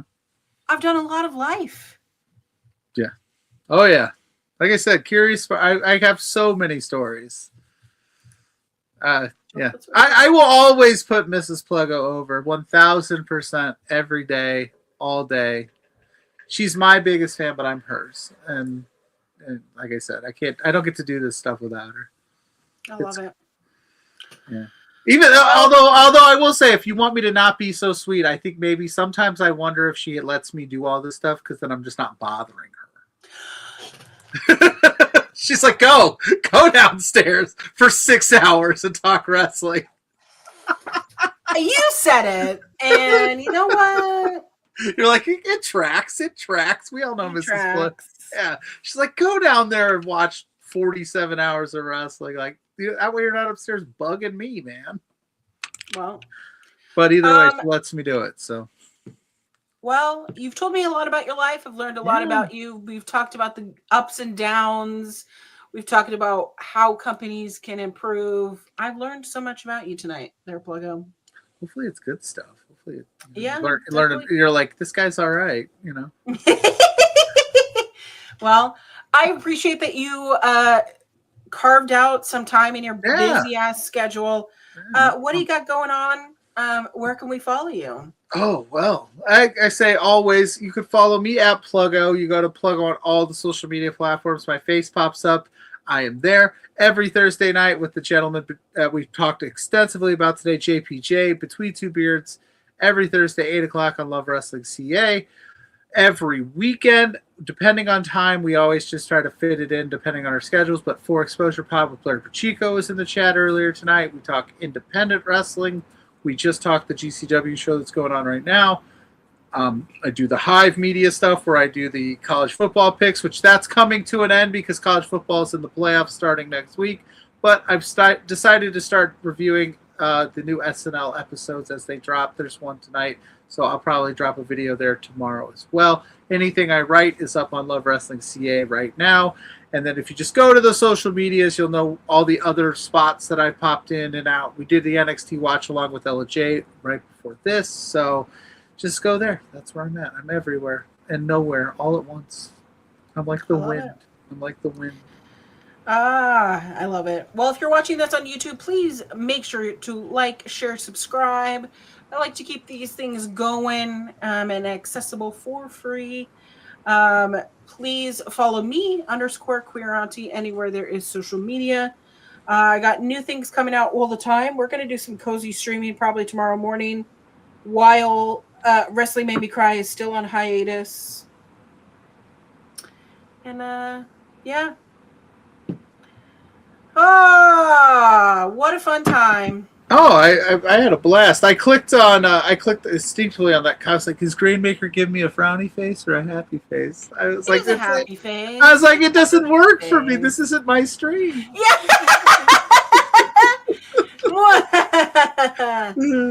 I'm on the other side of it today. Yeah, no, I appreciate you so much. Anytime you need me, I am there for you. It doesn't matter. Well, good to know because I might need some gas money sometimes. So hey, listen. Kidding. Listen. Although gas is going up in price, so maybe I shouldn't. You shouldn't say just kidding because you're like the way the world's going. I'm telling you right now. I got a little Hyundai Accent hatchback. I only keep driving that because it's paid off.